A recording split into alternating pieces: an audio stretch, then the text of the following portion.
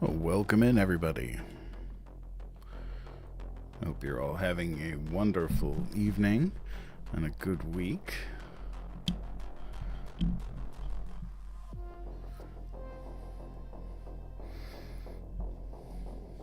I got a fun evening planned for tonight.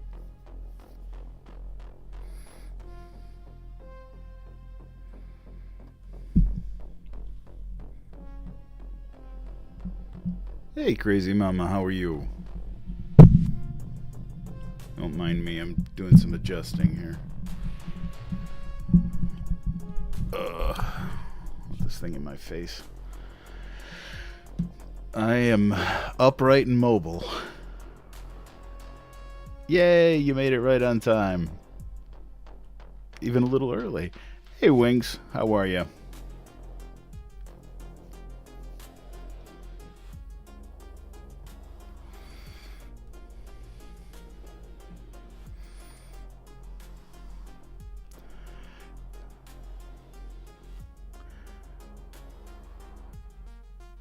Hey, Geek Girl over on YouTube, how are you?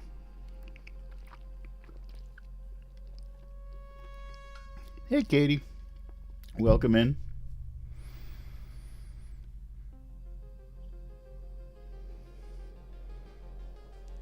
Oh, Sarah, thank you. I'm so glad you're here.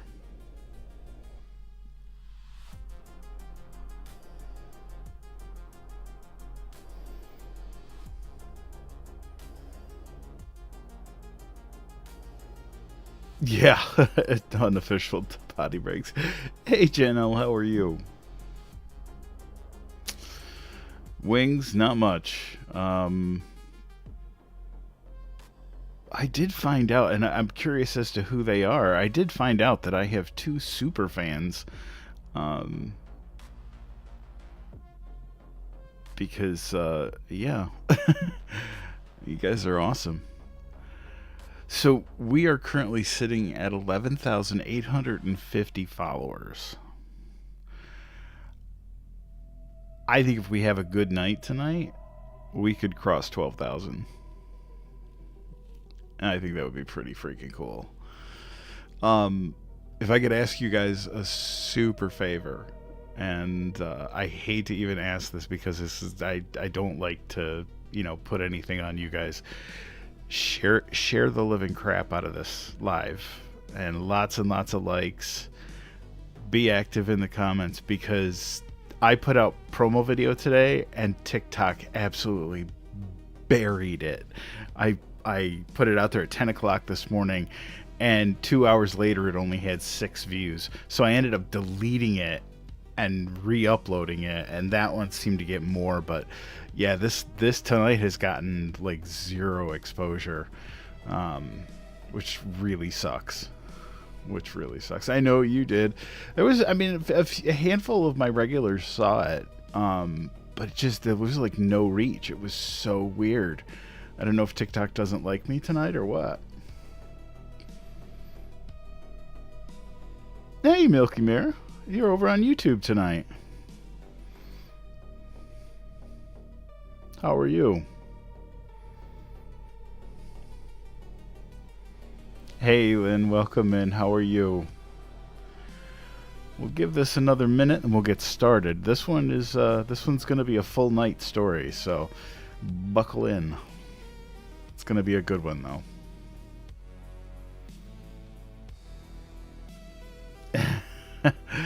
Geek Girl, it's totally okay. Totally okay. A lot of people didn't see it like they normally would, and I was going to put out 3 of them today, 1 in the morning, 1 in the afternoon, and then 1 at about 6:30 or so. I did not get the chance to do them at all, so. Hey, Gam, how are you? Eric, thank you. You guys are amazing, seriously.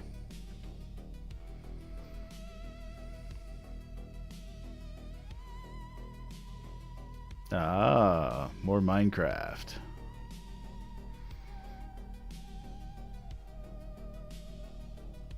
I appreciate you guys very much.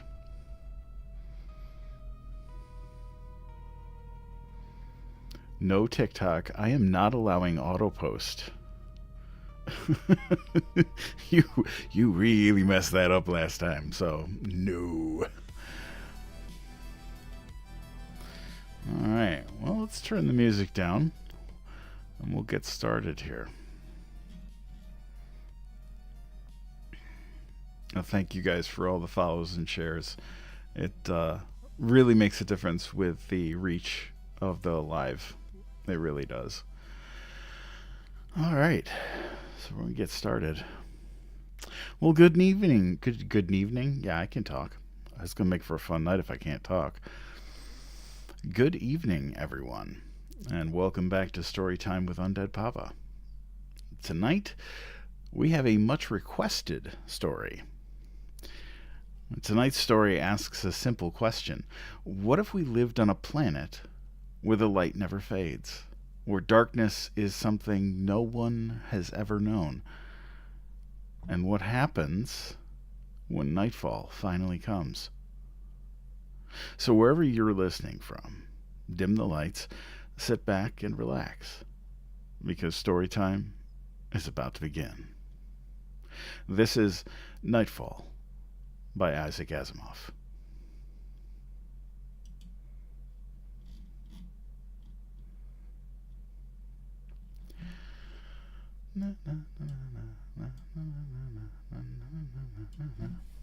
Okay.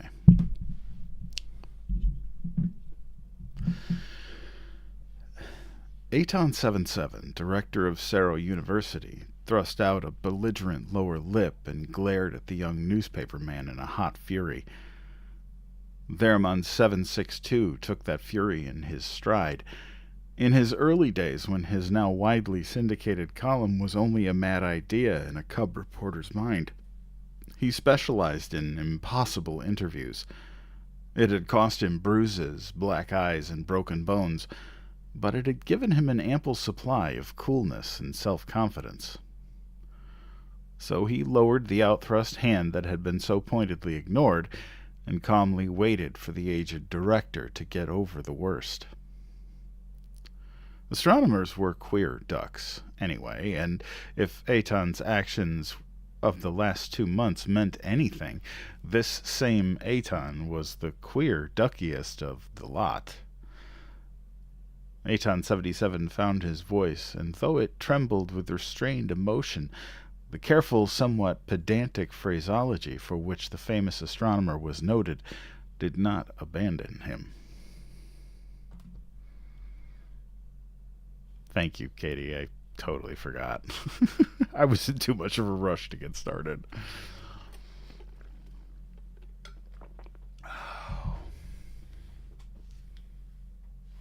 Excuse me for a second here. For some reason my glasses are dirty.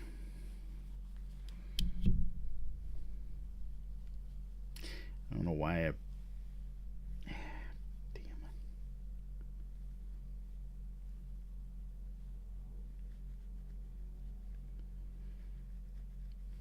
Apologize. It's gonna drive me nuts.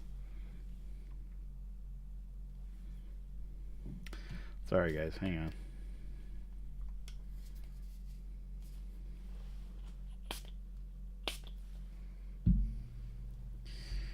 It's like a little spot on the one lens, and it's like right in the middle of my freaking vision.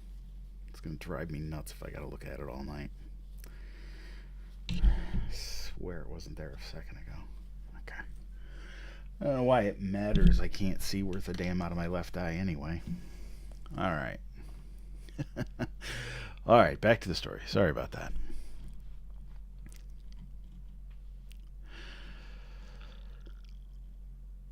Aton 77 found his voice, though it trembled with restrained emotion. The careful, somewhat pedantic phraseology for which the famous astronomer was noted did not abandon him.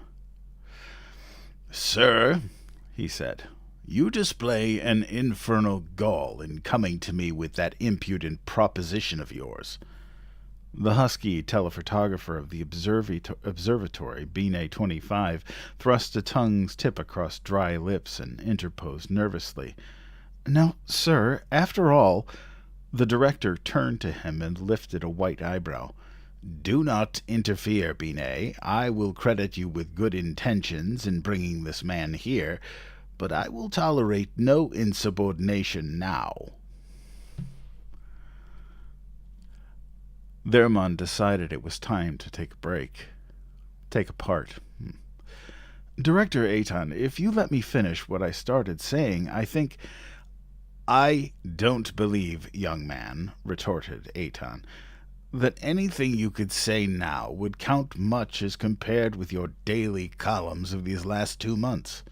You have led a vast newspaper campaign against the efforts of myself and my colleagues to organize the world against the menace which is now too late to avert.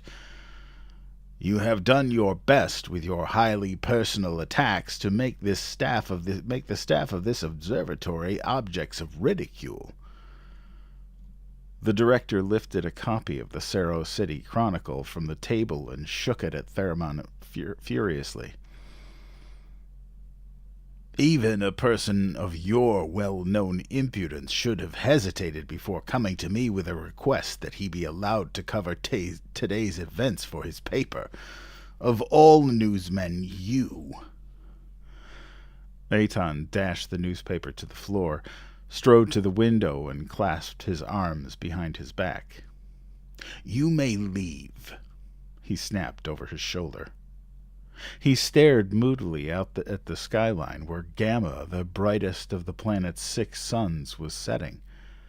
It had already faded and yellowed into the horizon mists, and Aton knew he would never see it again as a sane man. He whirled. "No, wait. Come here," he gestured peremptorily. "I'll give you your story." The newsman had made no motion to leave, and now he approached the old man slowly. Aton gestured outward. "Of the 6 suns, only Beta is left in the sky. Do you see it?" The question was rather unnecessary. Beta was almost at zenith, its ruddy light flooding the landscape to an unusual orange as the brilliant rays of setting Gamma died. Beta was at aphelion. It was small, smaller than Thermon had ever seen it before, and for the moment it was undisputed ruler of Lagacia's sky. Lagacia's own sun, Alpha, the one about which it revolved, was at antipodes, as were the 2 distant companion pairs. The red dwarf Beta, Alpha's immediate companion, was alone, grimly alone. Aton's upturned face flushed redly in the sunlight. "It's just under 4 hours," he said. "Civilization as we know it comes to an end. It will do so because, as you see, Beta is the only sun in the sky." He smiled grimly. "Print that. There'll be no one to read it." "But if it turns out that 4 hours pass, and another 4, and nothing happens?" asked Thermon softly. "Don't let that worry you. Enough will happen." "Granted, and still, if nothing happens—" For a second time, Binet 25 spoke. "Sir, I think you ought to listen to him." Thermon said, "Put it to a vote, Director Aton." There was a stir among the remaining 5 members of the observatory staff, who till now had maintained attitude of wary neutrality. "That," stated Aton flatly, "is not necessary." He drew out his pocket watch. "Since your good friend Binet insists so urgently, I will give you 5 minutes. Talk away." "Good. Now, just what difference would it make if you allowed me to take down an eyewitness account of what's to come? If your prediction comes true, my presence won't hurt, for in that case my column would never be written. On the other hand, if nothing comes of it, you will just have to expect ridicule or worse. It would be wise to leave that ridicule to friendly hands." Aton snorted. Do you mean yours when you speak of friendly hands? Certainly. Theramon sat down and crossed his legs. My columns may have been a little rough, but I gave you people the benefit of the doubt every time. After all, this is not the century to preach the end of the world is at hand to Lagash. You have to understand that people don't believe the Book of Revelations anymore. It annoys them to have scientists turn about face and tell us that the cultists were right after all. No such thing, young man, interrupted Aton. While a great deal of our data has been supplied us by the cult, our results contain none of the cult's mysticism. Facts are facts, and the cult's so-called mythology has certain facts behind it. We've exposed them and ripped away their mystery. I assure you that the cult hates us now worse than you do. I don't hate you. I'm just trying to tell you that the public is in an ugly humor. They're angry. Aton twisted his mouth in derision. Let them be angry. Yes, but what about tomorrow? There will be no tomorrow. But if there is, say that there is, just to see what happens.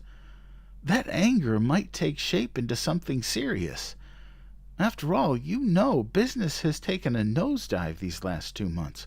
Investors don't really believe the world is coming to an end, but just the same, they're being cagey with their money until it's all over.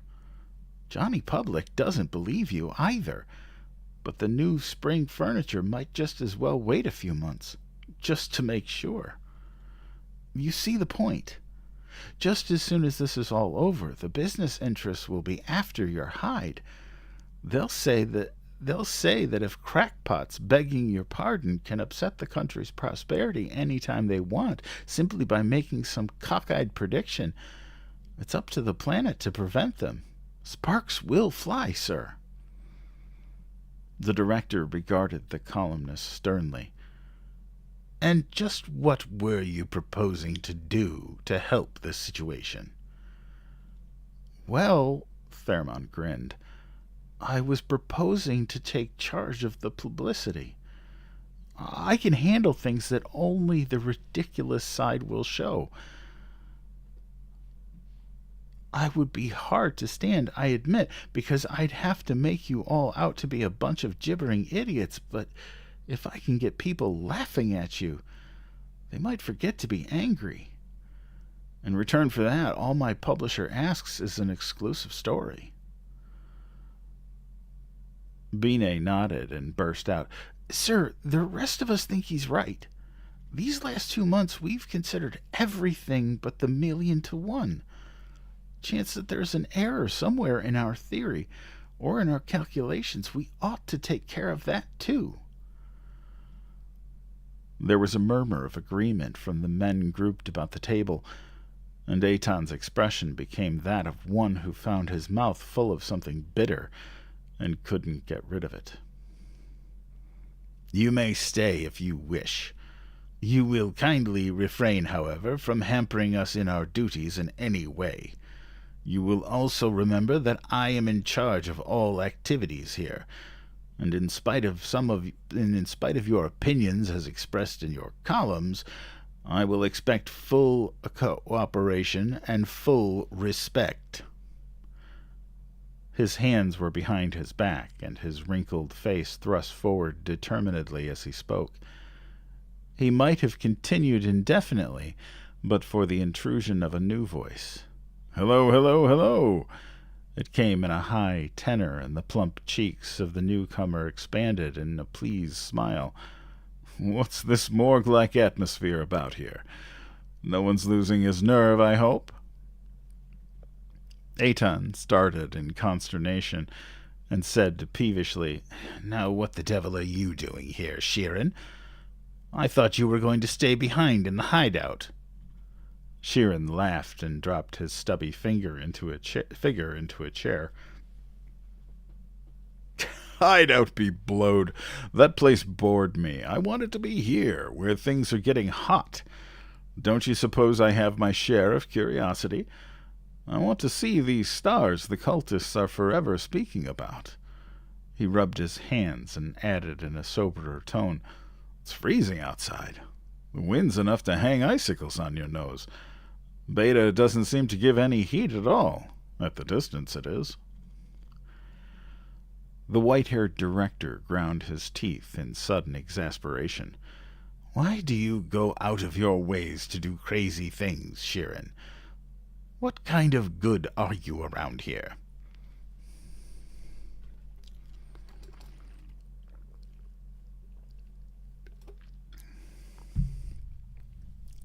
"What kind of good am I around here?"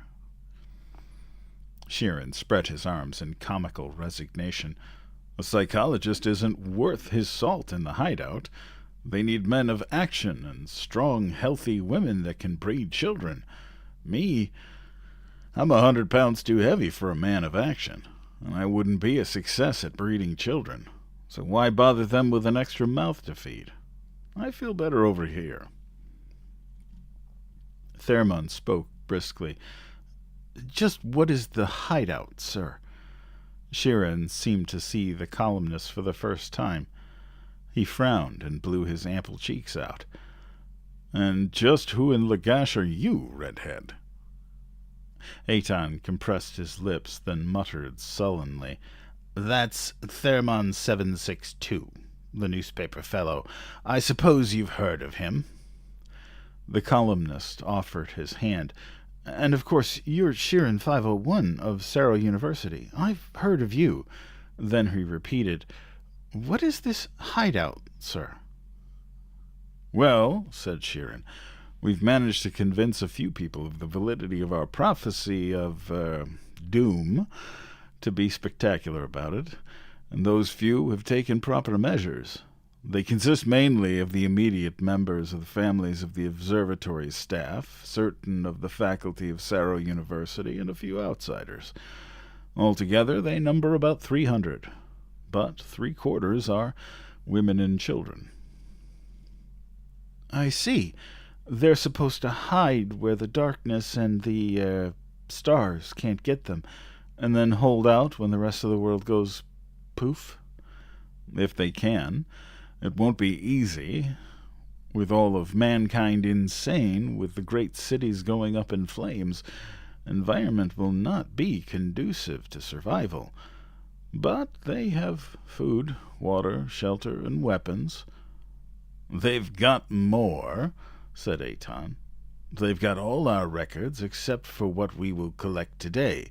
Those records will mean everything to the next cycle. And that's what must survive. The rest can go hang." Thermon uttered a long, low whistle and sat brooding for several minutes. The men about the table had brought out a multi-chessboard and started a 6-member game. Moves were made rapidly and in silence. All eyes bent in furious concentration on the board. Thermon watched them intently, and then rose and approached Aton, who sat apart, in whispered conversation with Sheeran. "Listen," he said, "let's go somewhere where we won't bother the rest of the fellows. I want to ask some questions." The aged astronomer frowned sourly at him, but Sheeran chirped up. "Certainly. It will do me good to talk. It always does. Aton was telling me about your ideas concerning world reaction to a failure of the prediction, and I agree with you. I read your column pretty regularly, by the way, and as a general thing I like your views." "Please, Sheeran," growled Aton. "Eh? Oh, all right. We'll go into the next room. It has softer chairs anyway." There were softer chairs in the next room. There were also thick red curtains on the walls and a maroon carpet on the floor. With the bricky light of Beta pouring in, the general effect was one of dried blood. Thermon shuddered. I'd give 10 credits for a decent dose of white light for just a second. I wish Gamma or Delta were in the sky." "What are your questions?" asked Aton.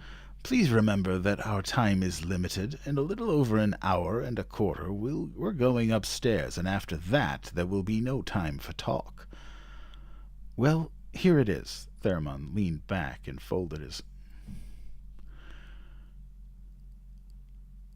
What? Keep your live engaging. Turning your camera off and showing static images or being away for too long. Dude, I'm right here. Stupid TikTok. Good Lord. No wonder I'm getting dumped tonight. Hang on.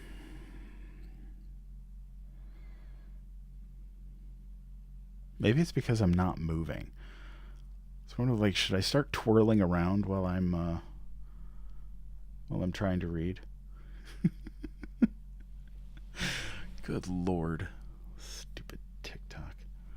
Hang on. Let me try something here.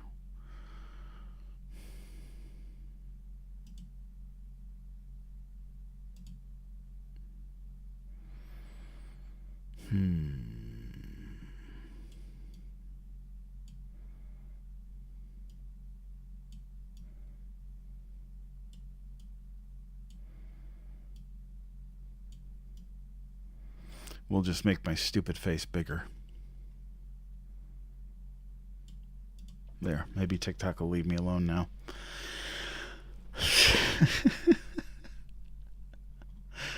Okay, let's take a step back here for a second.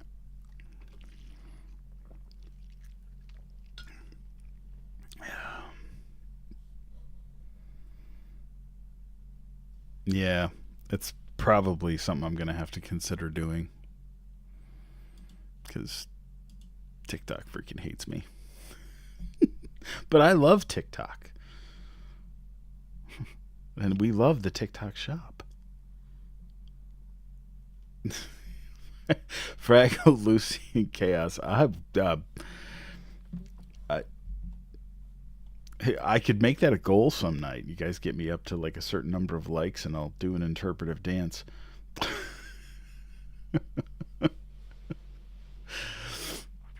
All right, let's see here.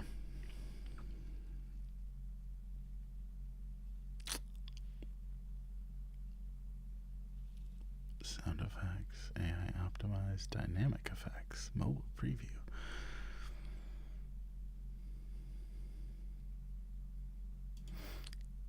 I wonder.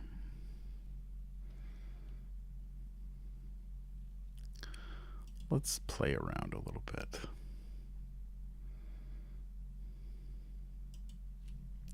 You'll have to excuse me here. I'm not trying to lose any of you, but... all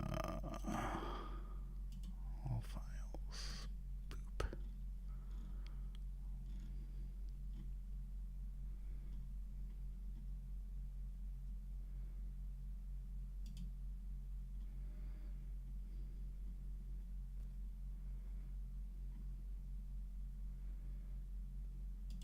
There we go.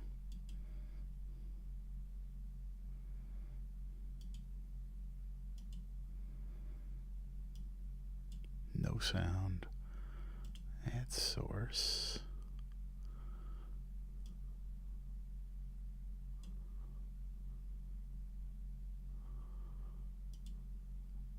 See how TikTok likes this. Or not.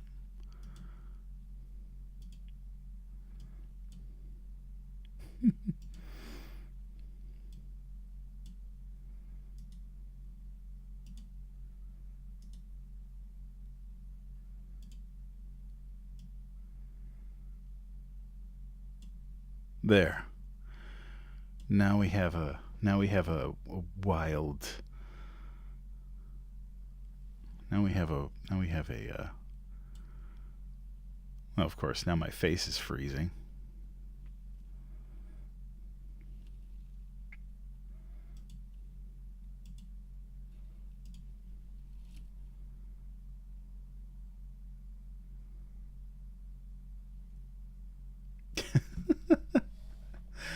All right. So let's back up just a touch here. We'll see if that keeps TikTok from hating me.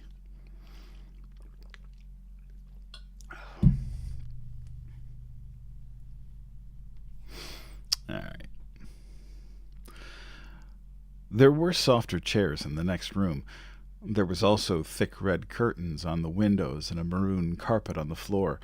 With the bricky light of Beta pouring in, the general effect was one of dried blood.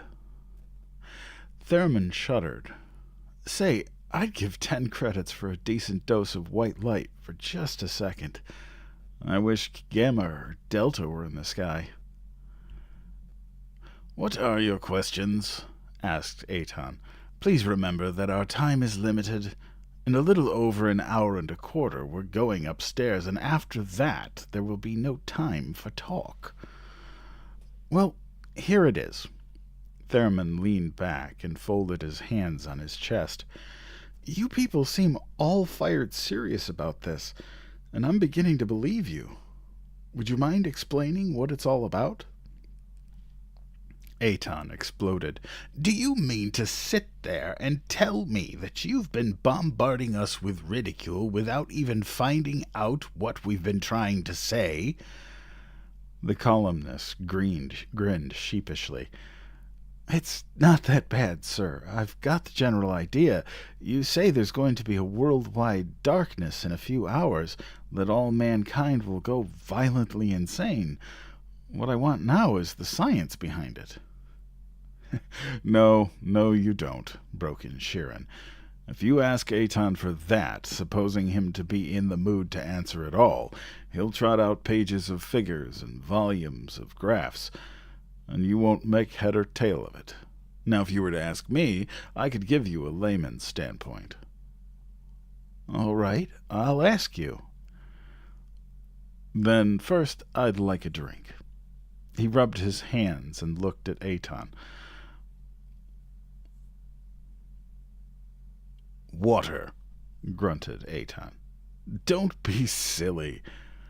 Don't you be silly. No alcohol today. It would be too easy to get my men drunk, and I can't afford to tempt them. The psychologist grumbled wordlessly. He turned to Thermon, impaled him with his sharp eyes, and began. You realize, of course, that the history of civilization on Lagash displays a cyclic character. But I mean cyclic. I know, replied Thermon cautiously. That is the current archaeological theory. Has it been accepted as fact? Just about. In this last century, it's been generally agreed upon. This cyclic character is, or rather was, one of the great mysteries. We've located series of civilizations, 9 of them definitely, and indications of others as well, all of which have reached heights comparable to our own, and all of which, without exception, were destroyed by fire at the very height of their culture. And no one could tell why. All centers of culture were thoroughly gutted by fire, with nothing left behind to give a hint as to the cause. Thermon was following closely. Wasn't there a Stone Age, too? Probably, but as yet practically nothing is known of it, except that men of that age were little more than rather intelligent apes. We can't forget about that. I see. Go on. There have been explanations of these recurrent catastrophes, all of more or less fantastic nature. Some say that there are periodic rains of fire, some that Lagash passes through a sun every so often, and even some wilder things. But there is one theory quite different from all these that has been handed down over a period of centuries. I know. You mean this myth of the stars that the cultists have in their Book of Revelations? Exactly, rejoined Sheeran with satisfaction. The cultists said that every 2,050 years Lagash entered a huge cave so that all the suns disappeared, and there came total darkness all over the world. And then, they say, things called stars appeared, which robbed men of their souls and left them unreasoning brutes, so that they destroyed the civilization they themselves had built up. Of course, they mix all this up with a lot of religio-mystic notions, but that's the central idea. There was a short pause in which Sheeran drew a long breath. And now we come to the theory of universal gravitation. He pronounced the phrase so that the capital letters sounded. And at that point, Eitan turned from the window, snorted loudly, and stalked out of the room. The two stared after him, and Thermon said, "What's wrong?" "Well, nothing in particular," replied Sheeran. "Two of the men were due several hours ago and haven't shown up yet. He's terrifically short-handed, of course, because all but the really essential men have gone to the hideout." "You don't think the two deserted, do you?" "Who, Pharaoh and Yamat? Of course not. Still, if they're not back within the hour, things would be a little sticky."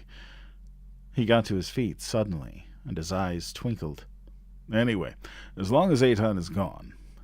Tiptoeing to the nearest window, he squatted, and from the low window box beneath withdrew a bottle of red liquid that gurgled suggestively when he shook it. "I thought Eitan didn't know about this," he remarked as he trotted back to the table. "Here, we've only got one glass, so as the guest you can have it. I'll keep the bottle." And he filled the tiny cup with judicious care. Thermon rose to protest, but Sheeran eyed him sternly. "Respect your elders, young man." The newsman seated himself with a look of anguish on his face. "Go ahead, then, you old villain." The psychologist's Adam's apple wobbled as the bottle upended, and then, with a satisfied grunt and a smack of the lips, he began again. "What do you know about gravitation?" "Nothing, except that it is a very recent development, not too well established, and that the math is so hard that only 12 men on Lagash are supposed to understand it." Nonsense, baloney.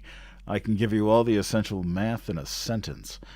The law of universal gravitation states that there exists a cohesive force among all bodies of the universe, such that the amount of this force between any two given bodies is proportional to the product of their masses divided by the square of the distance between them. Is that all? That's enough. It took 400 years to develop. Why that long? It sounded simple enough the way you said it. Because great laws are not divined by flashes of inspiration, whatever you may think. It usually takes the combined work of a world full of scientists over a period of centuries. After Genovi 4-1 discovered that Lagash rotated about the sun Alpha rather than vice versa, and that was 400 years ago, astronomers have been working. The complex motions of the 6 suns were recorded and analyzed and unwoven. Theory after theory was advanced and checked and counterchecked and modified and abandoned and revived and converted to something else. It was a devil of a job. Thermon nodded thoughtfully and held out his glass for more liquid. Sheeran grudgingly allowed a few ruby drops to leave the bottle. "It was 20 years ago," he continued after remoistening his own throat, "that it was finally demonstrated that the law of universal gravitation accounted exactly for the orbital motions of the 6 suns. It was a great triumph."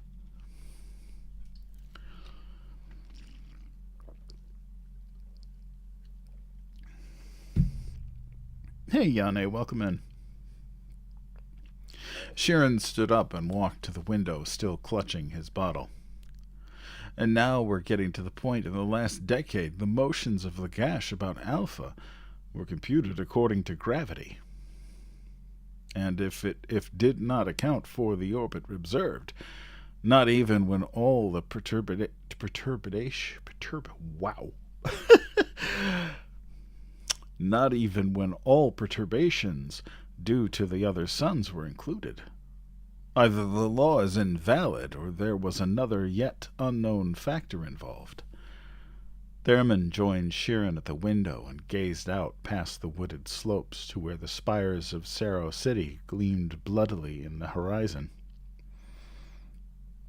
The newsman felt the tension of uncertainty grow within him as he cast a short glance at Beta.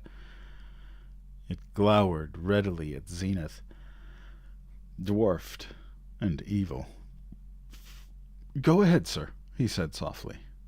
Sheeran replied, "Astronomers stumbled about for a year, each proposed theory more untenable than the one before, until Aton had the inspiration of calling in the cult. The head of the cult, Sor 5, had access to certain data that simplified the problem considerably. Aton set to work on a new track. What if there were another non-luminous planetary body such as Lagash? If there were, it would shine only by reflected light, and if it were composed of bluish rock, as Lagash itself largely is, then in the redness of the sky the eternal blaze of the suns would make it invisible, drown it out completely." Thurman whistled. "What a screwy idea." "You think that's screwy? Listen to this. Suppose this body rotated about Lagash at such a distance in such an orbit, and had such a mass that its attention would exactly account for the deviations of Lagash's orbit from theory. Do you know what would happen?" The columnist shook his head. "Well, sometimes this body would get in the way of a sun." Sheeran emptied what remained in the bottle at a draught. "And it does, I suppose?" said Thurman flatly. "Yes, but only one sun lies in its plane of revolution." He jerked a thumb at the shrunken sun above. "Beta. And it has been shown that the eclipse will occur only when the arrangement of the suns is such that Beta is alone in its hemisphere, and at maximum distance, at which time the moon is invariably at minimum distance. The eclipse that results, with the moon 7 times the apparent diameter of Beta, covers all of Lagash, lasts well over half a day, so that no spot on the planet escapes the effects. That eclipse comes once every 2,049 years. Thurman's face was drawn in an expressionless mask. "And that's my story?" The psychologist nodded. "That's all of it. First the eclipse, which will start in 3/4 of an hour, then universal darkness, and maybe there's mysterious stars, then madness, and end of the cycle." He brooded. "We had 2 months leeway. We at the observatory, and that wasn't enough time to persuade Lagash of the danger. 2 centuries might not have been enough. But our records are at the hideout, and today we photograph the eclipse. The next cycle will start off with the truth. And when the next eclipse comes, mankind will at last be ready for it. Come to think of it, that's part of your story, too." A thin wind ruffled the curtains at the window as Thurman opened it and leaned out. It played coldly with his hair as he stared at the crimson sunlight on his hand. Then he turned in sudden rebellion. "What is there in darkness to drive me mad?" Sheeran smiled to himself as he spun the liquor bottle with abstracted motions of his hand. "Have you ever experienced darkness, young man?" The newsman leaned against the wall and considered. "No, can't say I have, but I know what it is. Just, He made vague motions with his fingers and then brightened. "Just no light, like in caves." Have you ever been in a cave? In a cave? Of course not. I thought not. I tried last week just to see, but I got out in a hurry. I went I went in until the mouth of the cave was just visible as a blur of light, with black everywhere else. I never thought a person my weight could run that fast. Theremin's lip curled. Well, if it comes to that, I guess I wouldn't have run if I had been there. The psychologist studied the young man with an annoyed frown. My, don't you talk big. I dare you to draw the curtain. Theremin looked his surprise and said, What for? If we had 4 or 5 suns out there, we might want to cut the light down a bit for comfort, but now we haven't enough light as it is. That's the point. Just draw the curtain, then come here and sit down. All right. Theremin reached for the tasseled string and jerked. The red curtain slid across the wide window, the brass rings hissing their way along the crossbar, and a dusk-red shadow clamped down on the room. Theremin's footsteps sounded hollowly in the silence as he made his way to the table, and then they stopped halfway. I can't see you, sir, he whispered. Feel your way, ordered Sheeran in a strained voice. But I can't see you, sir. The newsman was breathing harshly. I can't see anything. What did you expect? Came the grim reply. Come here and sit down. The footsteps sounded again, waveringly, approaching slowly. There was the sound of someone fumbling with a chair.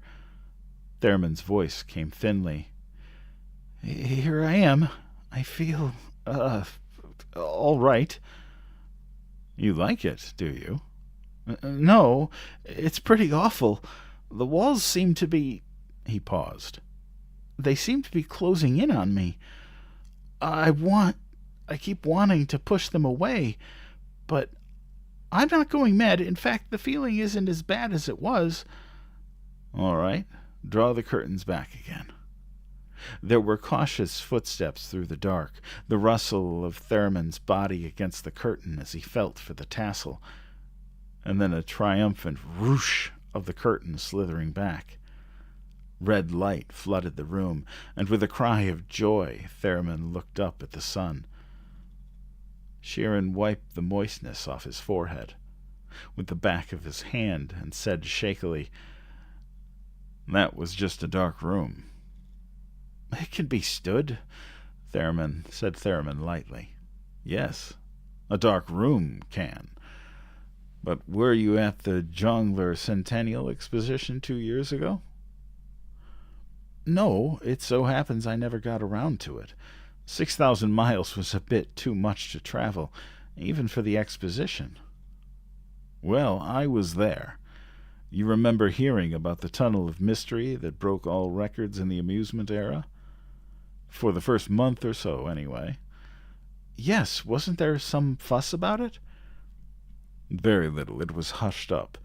You see, that tunnel of mystery was just a mile long, with no lights.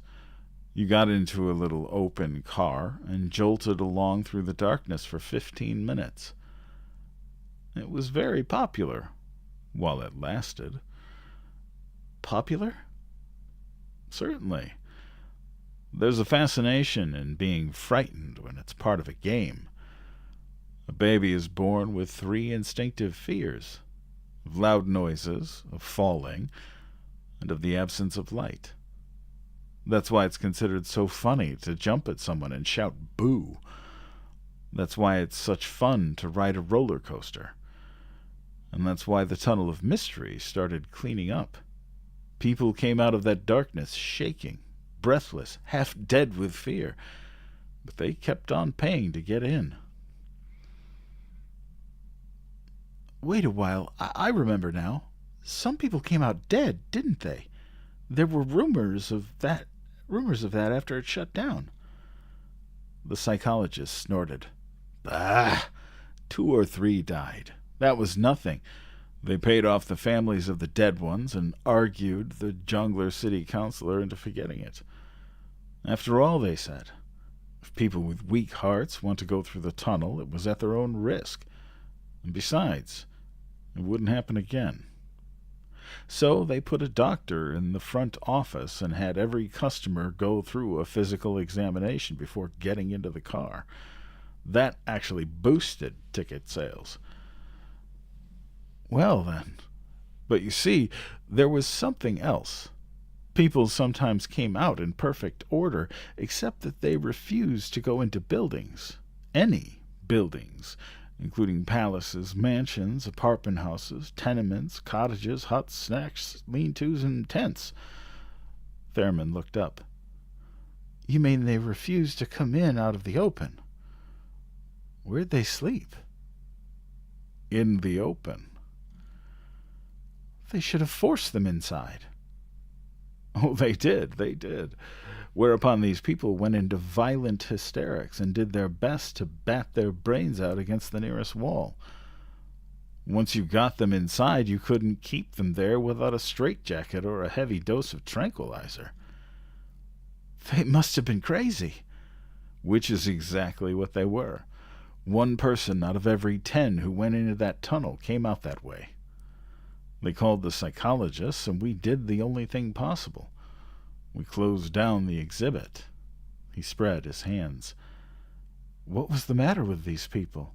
Asked Thurman finally. Essentially the same thing that was the matter with you when you thought the walls of the room were crushing in on you in the dark. There is a psychological term for mankind's instinctive fear of the absence of light. We call it claustrophobia, because the lack of light is always tied up with enclosed spaces, so that fear is fear of the other, you see.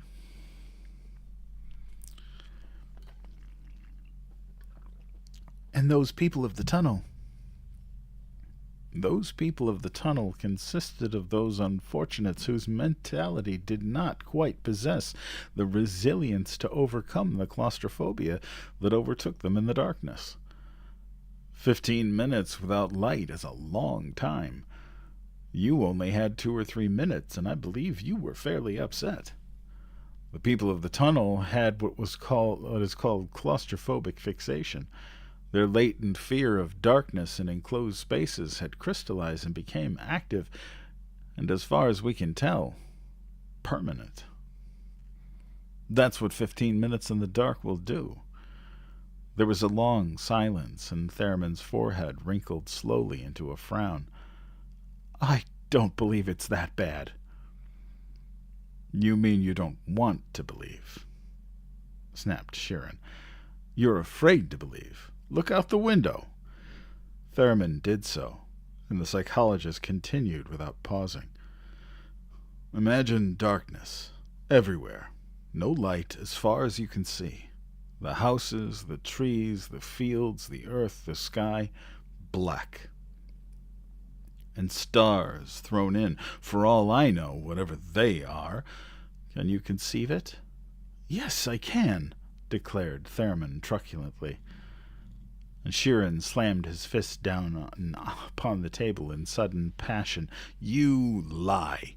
You can't conceive that. Your brain wasn't built for the conception any more than it was built for the conception of infinity or of eternity. You can only talk about it. A fraction of the reality upsets you, and when the real thing comes, your brain is going to be presented with the phenomena outside its limits of comprehension. You will go mad completely and permanently. There is no question of it. He added sadly, and another couple of millennia of painful struggle comes to nothing. Tomorrow there won't be a city standing unharmed and all agash. Thurman covered part of his mental equilibrium. That doesn't follow. I still don't see that I can go loony just because there isn't a sun in the sky. But even if I did, and everyone else did, how does that harm the cities? Are we going to blow them down? But Sheeran was angry, too. If you were in darkness, what would you want more than anything else? What would it be that every instinct would call for? Light, damn you, light! Well, and how would you get it? I don't know, said Theremin flatly. What's the only way to get light short of a sun? Well, how should I know? They were standing face to face and nose to nose. Sheeran said, You burn something, mister. Ever see a forest fire? Ever go camping and cook a stew over a wood fire? Heat isn't the only thing burning wood gives off, you know. It gives off light, and people know that. And when it's dark, they want light, and they're going to get it. So they burn wood. So they burn whatever they can get. They've got to have light. They've got to burn something. And wood isn't handy, so they'll burn whatever's nearest. They'll have their light, and every center of habitation goes up in flames. Eyes held each other as though the whole matter were a personal affair of respective willpowers. Then Theremin broke away wordlessly. His breath was harsh and ragged, and he scarcely noted the sudden hubbub that came from the adjoining room behind the closed door. Sheeran spoke, and it was with an effort that he made it sound matter-of-fact. I think I heard Yamat's voice. He and Pharaoh are probably back. Let's go in and see what kept them. Might as well, muttered Theremin. He drew a long breath and seemed to shake himself. The tension was broken.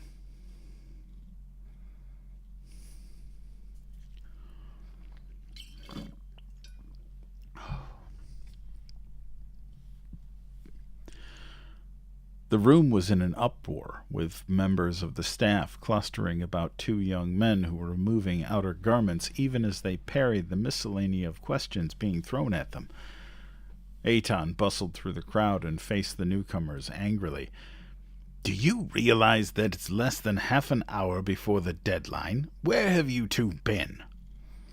Pharaoh 2-4 seated himself and rubbed his hands. His cheeks were red with the outdoor chill. Yamat and I just finished carrying through a little crazy experiment of our own. We've been trying to see if we couldn't construct an arrangement by which we could simulate the appearance of darkness in the stars, so as to get an advanced notion as to how it looked. There was a confused murmur from the listeners, and a sudden look of interest entered Eitan's eyes. There wasn't anything said of this before. How did you go about it? Well, said Pharaoh, the idea came to Yamat and myself long ago, and we've been working it out in our spare time. Yamat knew of a low one-story house down in the city with a domed roof. It had once been used as a museum, I think. Anyway, we bought it.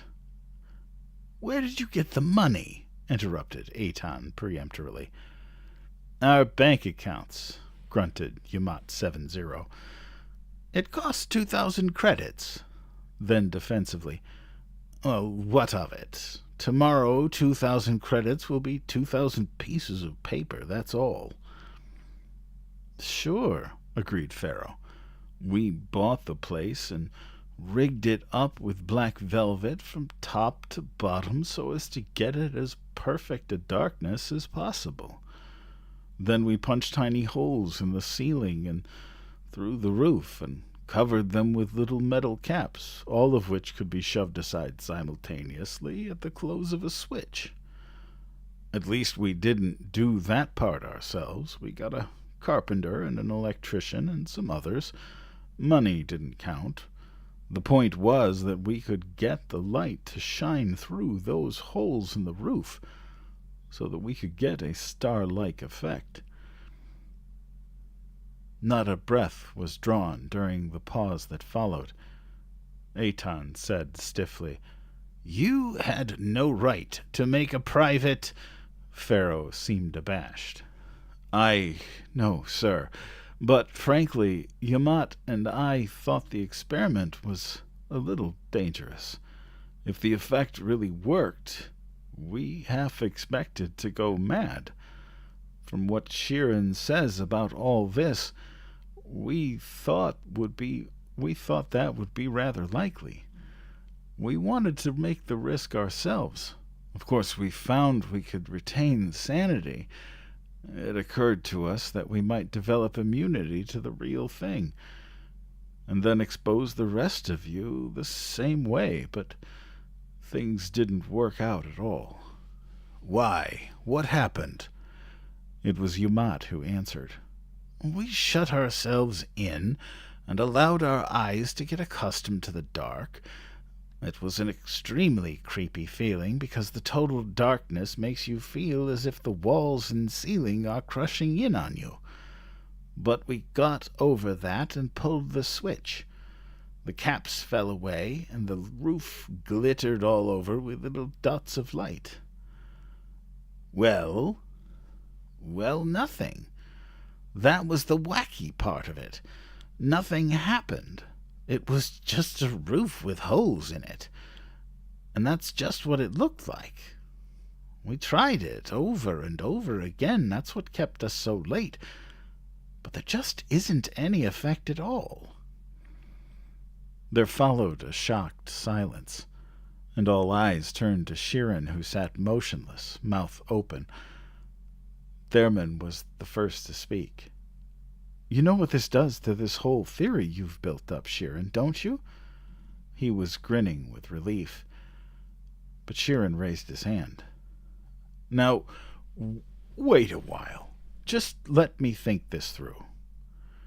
And then he snapped his fingers, and when he lifted his head there was neither surprise nor uncertainty in his eyes. "Of course." He never finished. From somewhere up above there sounded a sharp clang, and Binet, starting to his feet, dashed up the stairs with a "What the devil?" The rest followed after. Things happened quickly. Once up in the dome, Binet cast one horrified glance at the shattered photographic plates and at the man bending over them, and then hurled himself fiercely at the intruder, getting a death grip on his throat. There was a wild threshing, and as others of the staff joined in, the stranger was swallowed up and smothered under the weight of a half-dozen angry men. Eitan came up last, breathing heavily. "Let him up!" There was a reluctant unscrambling, and the stranger, panting harshly with his clothes torn and his forehead bruised, was hauled to his feet. He had a short yellow beard, curled elaborately in the style affected by the cultists. Binet shifted his hold to a collar grip and shook the man savagely. "All right, Rat, what's the idea? These plates—" "I wasn't after them," retorted the cultist loudly. "That was an accident." Binet followed his glowering stare and snarled. "I see. You were after the cameras themselves. The accident with the plates was a stroke of luck for you, then. If you had touched Snapping Bertha or any of the others, you would have died by slow torture. As it is—" He drew his fist back. Eitan grabbed his sleeve. "Stop that! Let him go!" The young technician wavered, and his arm dropped reluctantly. Eitan pushed him aside and confronted the cultist. "You are Latimer, aren't you?" The cultist bowed stiffly and indicated the symbol upon his hip. "I am Latimer 25, adjutant of the 3rd class to His Serenity, Sor 5. And," Eitan's white eyebrows lifted, "you were with His Serenity when he visited me last week, weren't you?" Latimer bowed a second time. "Now then, what do you want?" Nothing that you would give me of your own free will. Sor 5 sent you, I suppose, or is this your own idea? I won't answer that question. Will there be any further visitors? I won't answer that question either. Aton glanced at his timepiece and scowled. Now, man, what is it your master wants of me? I have fulfilled my end of the bargain. Latimer smiled faintly, but said nothing. I asked him, continued Aton angrily, for data only the cult could supply, and it was given to me. For that, thank you. In return, I promised to prove the essential truth of the creed of the cult. There was no need to prove that, came the proud retort. It stands proven by the Book of Revelations. For the handful that constitute the cult, yes. Don't pretend to mistake my meaning. I offered to present scientific backing for your beliefs, and I did. The cultist's eyes narrowed bitterly. Yes, you did, with a fox's subtlety, for your pretended explanation backed our beliefs, and at the same time removed all necessity for them. You made of the darkness and of the stars as natural phenomena, and removed all its significance. That was blasphemy. If so, the fault isn't mine. The facts exist. What can I do but state them? Your facts are fraud and delusion. Aton stamped angrily. How do you know? And the answer came with the certainty of absolute faith. I know. The director purpled, and Binet whispered urgently. Aton waved him silent. And what does Sor 5 want us to do? He still thinks, I suppose, that in trying to warn the world to take measures against the menace of madness, we are placing innumerable souls in jeopardy. We aren't succeeding, if that means anything to him. The attempt itself has done harm enough, and your vicious effort to gain information by means of your devilish instruments must be stopped. We will obey the will of the stars, and I only regret that my clumsiness prevented me from wrecking your infernal devices.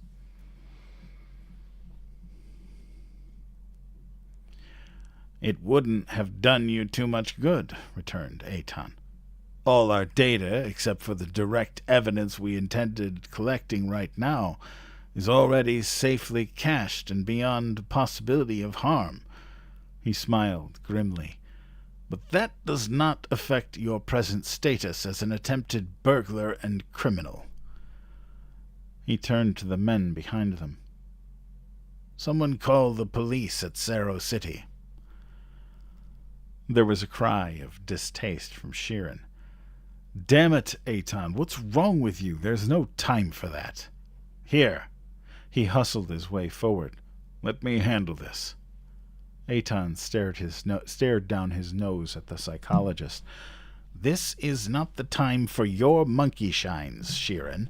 Will you please let me handle this my own way? Right now you are a complete outsider here, and don't forget it. Sheeran's mouth twisted eloquently. Now, why should we go to the impossible trouble of calling the police?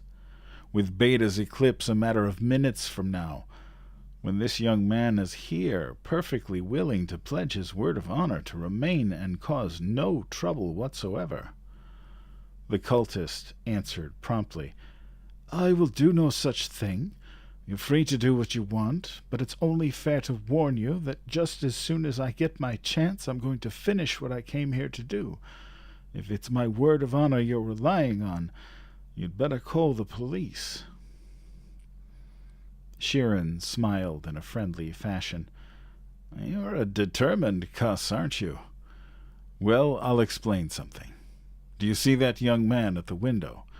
He's a strong, husky fellow, quite handy with his fists. And he's an outsider, besides. Once the eclipse starts, there will be nothing for him to do except keep an eye on you. Besides him, there will be myself, a little too stout for active fisticuffs, but still able to help.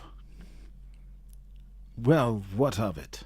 demanded Latimer frozenly. "Listen, and I'll tell you," was the reply.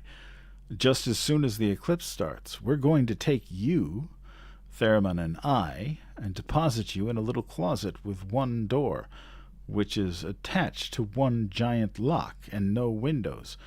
You will remain there for the duration." "And afterward?"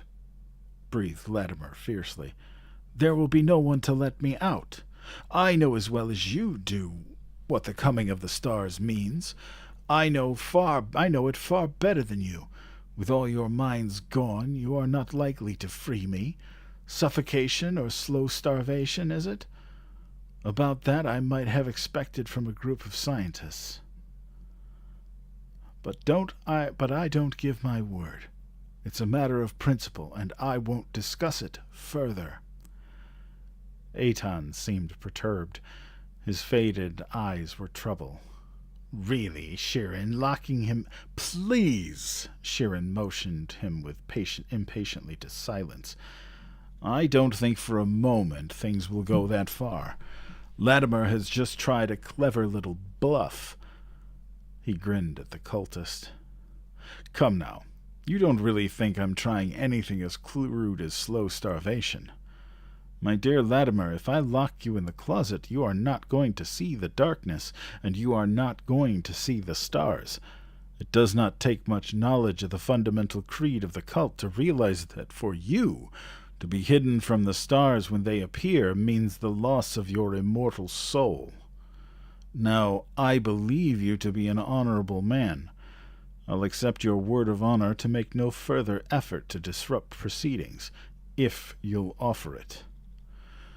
A vein throbbed in Latimer's temple, and he seemed to shrink within himself as he said thickly, "You have it." And then he added with swift fury, "But it is my conclusion that you will all be damned for your deeds of today." He turned on his heel and stalked to the high three-legged stool by the door. Sheeran nodded to the columnist. "Take a seat next to him, Theremin, just as a formality."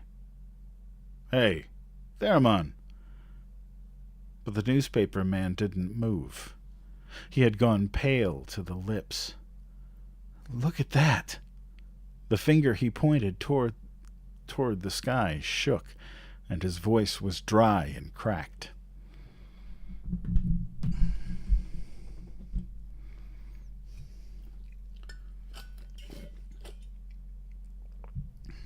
There was a simultaneous gasp as every eye followed the pointing finger, and for one breathless moment stared frozenly. Beta was chipped on one side.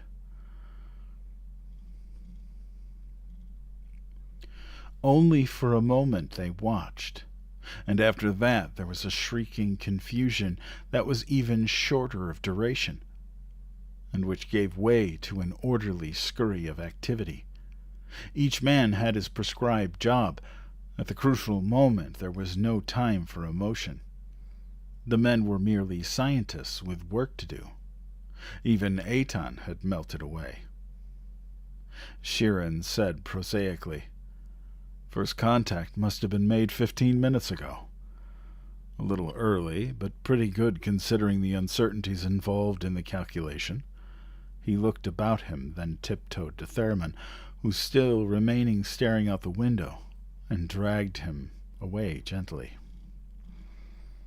"Aton is furious," he whispered, "so stay away. He missed first contact on account of this fuss with Latimer, and if you get in his way, he'll have you thrown out the window." Theremin nodded shortly and sat down. Sheeran stared in surprise at him. "The devil, man," he exclaimed. "You're shaking." "Eh?" Theremin licked his dry lips and then tried to smile. "I don't feel very well, and that's a fact." The psychologist's eyes hardened. "You're not losing your nerve?" "No!" cried Theremin in a flash of indignation. "Give me a chance, will you? I haven't really believed this rigmarole. Not way down beneath, anyway. Till just this minute. Give me a chance to get used to the idea. You've been preparing yourself for 2 months or more." "Well, you're right at that," replied Sheeran thoughtfully. "Listen, have you got a family? Parents, wife, children?" Theremin shook his head. "You mean the hideout, I suppose?" "No, you don't have to worry about that.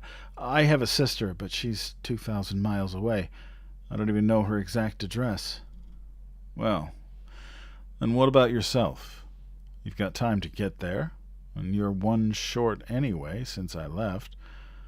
After all, you're not needed here, and you'd make a damn fine addition." Theremin looked at the other wearily. "You think I'm scared stiff, don't you? Well, get this, mister. I'm a newspaper man, and I've been assigned to cover a story. I intend covering it." There was a faint smile on the psychologist's face. "I see. Professional honor, is that it?" "You might call it that. But, man, I'd give my right arm for another bottle of that sockeroo juice, even half the size of the one you bogged. If ever a fellow needed a drink, I do." He broke off. Sheeran was nudging him violently. "Do you hear that? Listen." Theremin followed the notion of the other's chin and stared at the cultist, who, oblivious to all about him, faced the window in the look of wild elation on his face, droning to himself while in a sing-song fashion. "What's he saying?" whispered the columnist. "He's quoting the book of Revelation's 5th chapter," replied Sheeran. Then urgently, "Keep quiet and listen, I tell you." The cultist's voice had risen in a sudden increase of fervor. "And it came to pass that in those days the sun Beta held lone vigil in the sky for ever long periods, as the revolutions passed, until such time as for half a revolution it alone, shrunken and cold, shone down upon Lagash. And men did assemble in the public squares and in the highways, there to debate and to marvel at the sight, for a strange depression had seized them. Their minds were troubled and their speech confused, for the souls of men awaited the coming of the stars. And in the city of Trigon at high noon, Vendrit too came forth and said unto the men of Trigon, Lo, ye sinners, though ye scorn the ways of righteousness, yet will the time of reckoning come. Even now the cave approaches to swallow Lagash, yea, and it all contains. And even as he spoke, the lip of the cave of darkness passed the edge of Beta, so that to all Lagash it was hidden from sight. Loud were the cries of men as it vanished, and the great fear of soul that fell upon them. It came to pass that the darkness of the cave fell upon Lagash, and there was no light on all the surface of Lagash. Men were even as blinded, nor could one man see his neighbor, though he felt his breath upon his face. And in this blackness there appeared the stars, in countless numbers, and to the strains of music of such beauty that the very leaves of the trees cried out in wonder. And in that moment the souls of men departed from them, and their abandoned bodies became even as beasts, yea, even as brutes of the wild, so that through the blackened streets of the cities of Lagash they prowled with wild cries. From the stars there then reached down from heavenly flame, and where it touched, the cities of Lagash flamed to utter destruction, so that of men and of the works of man naught remain. Even then, there was a subtle change in Latimer's tone. His eyes had not shifted, but somehow he had become aware of the absorbed attention of the other two. Easily, without pausing for breath, the timbre of his voice shifted, and the syllables became more liquid. Thurman, caught by surprise, stared. The words seemed on the border of familiarity. There was an elusive shift in the accent, a tiny change in the vowel stress, nothing more. Yet Latimer had become thoroughly unintelligible. Sheeran smiled slyly. He shifted to some old cycle tongue, probably their traditional second cycle. That was the language in which the Book of Revelations was originally written, you know. It doesn't matter. I've heard enough. Thurman shoved his chair back and brushed his hair back with hands that no longer shook. I feel much better now. You do? Sheeran seemed mildly surprised. I'll say I do. I had a bad case of jitters just a while back. Listening to you and your gravitation and seeing that eclipse start almost finished me. But this... He jerked a contemptuous thumb at the yellow-bearded cultist. This is the sort of thing my nurse used to tell me. I've been laughing at that sort of thing all my life. I'm not going to let it scare me now. He drew a deep breath and said with a hectic gaiety, "But if I expect to keep on the good side of myself, I'm going to turn my chair away from the window." Sheeran said, "Yes, but you'd better talk lower. Eitan just lifted his head out of that box. He's got it stuck into, and gave you a look that should have killed you." Thurman made a mouth. I forgot about the old fellow. With elaborate care, he turned the chair from the window, cast one distasteful look over his shoulder, and said, "It has occurred to me that there must be considerable immunity against the star madness." The psychologist did not answer immediately. Beta was past its zenith now, and the square of bloody sunlight that outlined the window upon the floor had lifted into Sheeran's lap. He stared at its dusky color thoughtfully, and then bent and squinted into the sun itself. The chip in his side had grown to a black encroachment that covered a third of Beta. He shuddered, and when he straightened once more, his florid cheeks did not contain quite as much color as they had had previously. With a smile that was almost apologetic, he reversed his chair also. "There are probably 2 million people in Saro City that are all trying to join the cult at once in one gigantic revival." Then, ironically, "The cult is in for an hour of unexampled prosperity. I trust they'll make the most of it. Now, what was it you said?"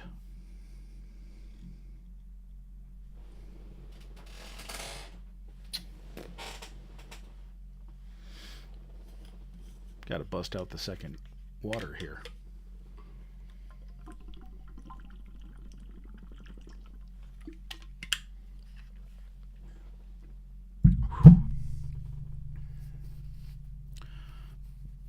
Just this. How did the cultists manage to keep the Book of Revelations from going from cycle to cycle? And how on Lagash did it get written in the first place? There must have been some sort of immunity, for if everyone had gone mad, who would be left to write the book? Sheeran stared at his questioner ruefully. "Well, now, young man, there isn't any eyewitness answer to that, but we've got a few damned good notions as to what happened. You see, there are 3 kinds of people who might remain relatively unaffected. First, the very few who don't see the stars at all. The seriously retarded are those who drink themselves into a stupor at the beginning of the eclipse and remain so to the end. We leave them out because they aren't really witnesses. Then there are children below 6 to whom the world is a whole too new and strange for them to be too frightened at stars and darkness. They would be just another item in an already surprising world. You see that, don't you? The other nodded doubtfully. I suppose so. Lastly, there are those whose minds are too coarsely grained to be entirely toppled. The very insensitive would be scarcely effective. Such people as some of our older, work-broken peasants. The children would have fugitive memories, and that, combined with the confused, incoherent babblings of the half-mad morons, form the basis for the Book of Revelations. Naturally, the book was based, in the first place, on the testimony of those least qualified to serve as historians, that is, children and morons, and was probably edited and re-edited through the cycles. Do you suppose, broke in Theramon, that they carried the book through the cycles the way we're planning on handing in on the secrets of gravitation? Sheeran shrugged. Perhaps, but their exact method is unimportant. They do it somehow. The point I was getting at was that the book can't help but be a mass of distortion, even if it is based on fact. For instance, do you remember the experiment with the holes in the roof that Pharaoh and Yamat tried? The one that didn't work? Yes. You know why it didn't? He stopped and rose in alarm, for Aton was approaching, his face a twisted mask of consternation. What's happened? Aton drew him aside, and Sheeran could feel the fingers on his elbow twitching. Not so loud. Aton's voice was low and tortured. I've just gotten word from the hideout on a private line. Sheeran broke in anxiously. They're in trouble? Not they. Aton stressed the pronoun significantly. They sealed themselves off just a while ago, and they're going to stay buried till day after tomorrow. They're safe, but the city, Sheeran, it's a shambles. You have no idea. He was having difficulty in speaking. Well, snapped Sheeran impatiently, what of it? It will get worse. What are you shaking about? Then, suspiciously, how do you feel? Aton's eyes sparked angrily at the insinuation, and then faded to anxiety once more.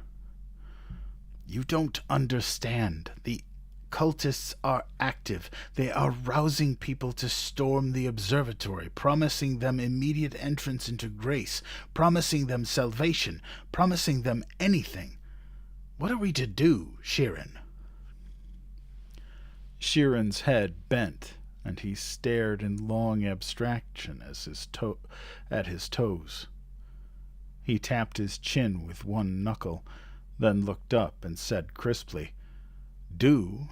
What is there to do? Nothing at all. Do the men know of this? No, of course not.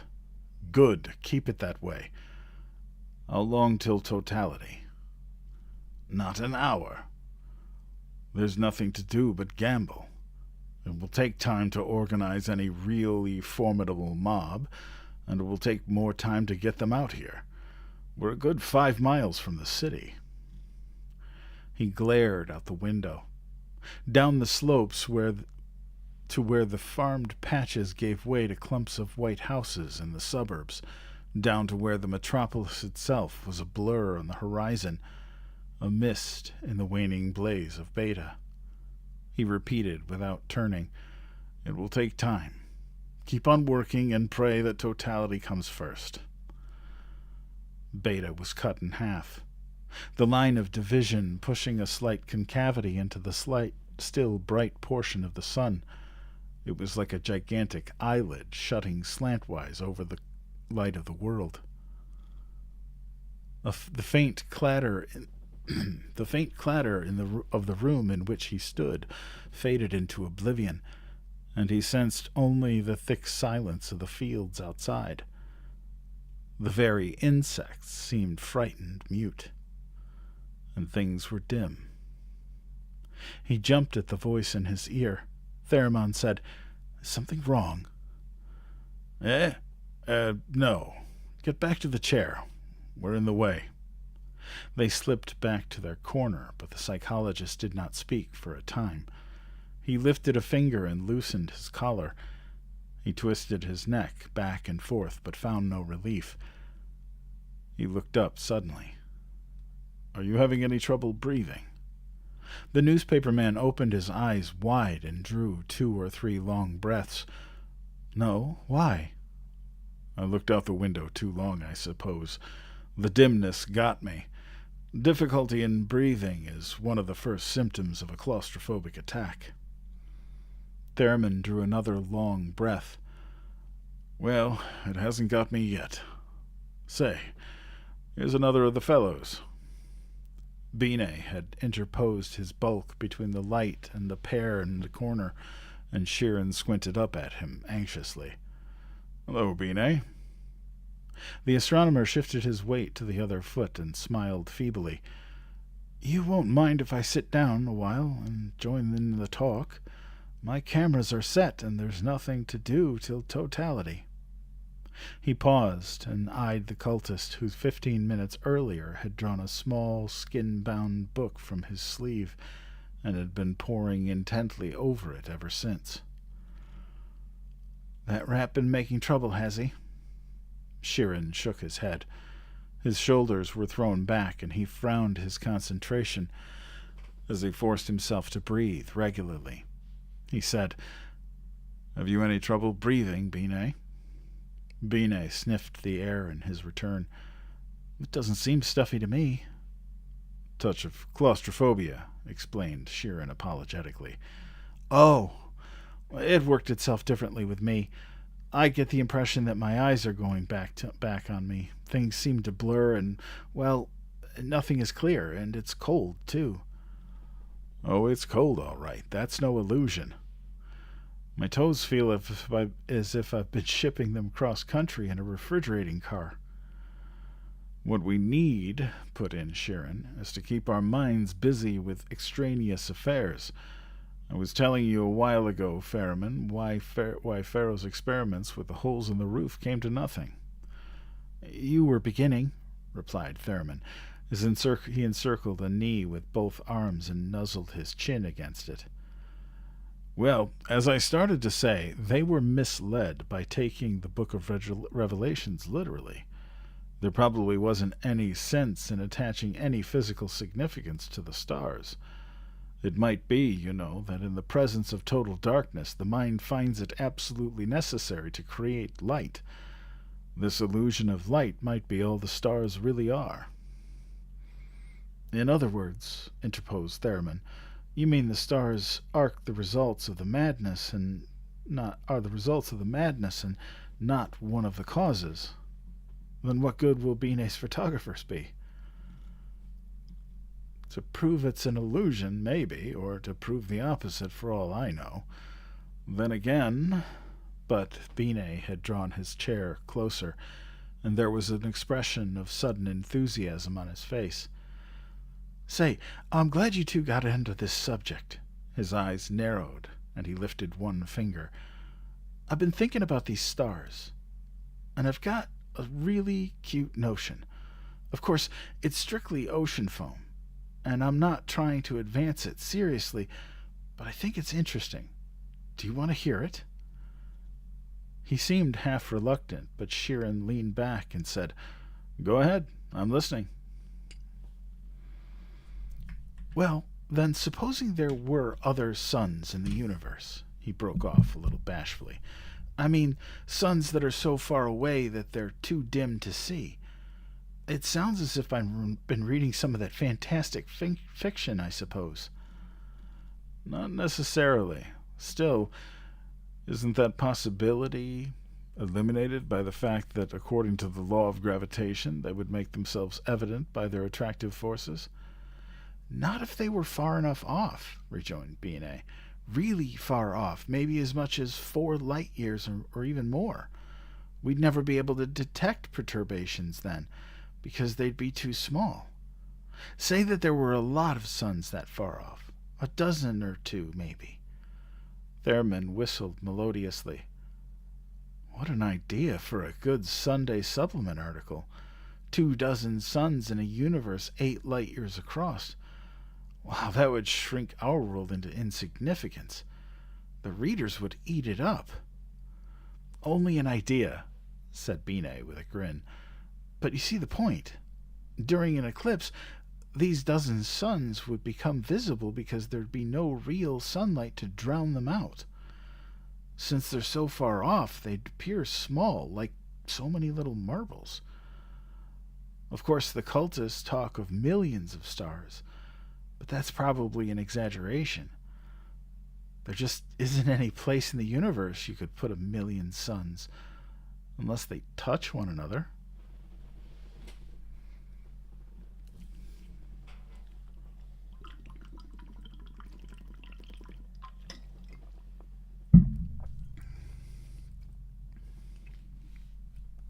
Sheeran had listened with gradually increasing interest. You've hit something there, Binet. An exaggeration is just exactly what would happen. Our minds, as you probably know, can't grasp directly any number higher than 5. Above that, there is only the concept of many. A dozen would become 1,000,000 just like that. A damn good idea. And I've got another cute little notion, Binet said. Have you ever thought of what a simple problem gravitation would be if only you had a sufficiently simple system? Supposing you had a universe in which there was a planet with only one sun. The planet would travel in a perfect ellipse, and the exact nature of the gravitational force would be so evident it could be accepted as an axiom. Astronomers on such a world would start off with gravity probably before they even invented the telescope. Naked eye observation would be enough. But would such a system be dynamically stable? Questioned Sheeran doubtfully. Sure. They call it the 1-in-1 case. It's been worked out mathematically, but it's the philosophical implications that interest me. It's nice to think about, admitted Sheeran, as a pretty abstraction, like a perfect gas or absolute zero. Of course, continued Binet. There's the catch that life would be impossible on such a planet.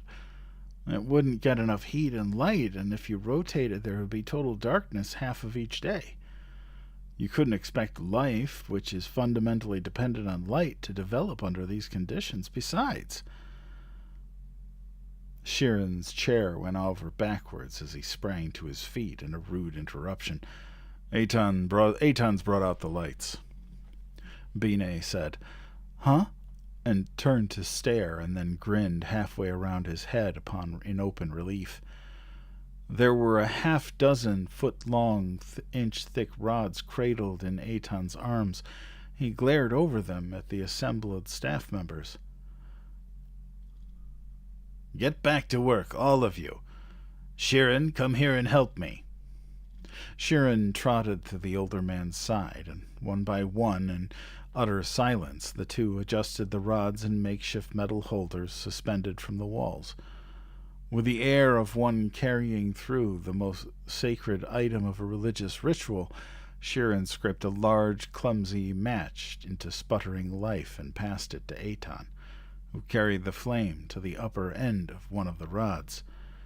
It hesitated there a while, playing futilely with the tip, until a sudden crackling fire cast Eitan's lined face into yellow highlights. He withdrew the match, and a spontaneous cheer rattled the window. The rod was topped by 6 inches of wavering flame. Methodically, the other rods were lighted until 6 independent fires returned the rear of the room yellow. The light was dim, dimmer even than the tenuous sunlight. The flames reeled crazily, giving birth to drunken, swaying shadows. The torches smoked devilishly and smelled like a bad day in the kitchen, but they emitted yellow light. There was something about the yellow light. After 4 hours of somber, dimming beta, even Latimer had lifted his eyes from his book and stared in wonder. Sheeran warmed his hands at the nearest, regardless of the soot that gathered upon them in a fine gray powder, and muttered ecstatically to himself, "Beautiful, beautiful. I never realized before what a wonderful color yellow is." But Theremin regarded the torches suspiciously. He wrinkled his nose at the rancid color and said, "What are those things?" "Wood," said Sheeran shortly. "Oh, no, they're not. They aren't burning. The top inch is charred, and the flame just keeps shooting up out of nothing." "That's the beauty of it. This is a really efficient artificial light mechanism. We made a few hundred of them, but most went to the hideout, of course. You see," he turned and wiped his blackened hands upon his handkerchief, "you take the pithy core of coarse water reeds, dry them thoroughly and soak them in animal grease.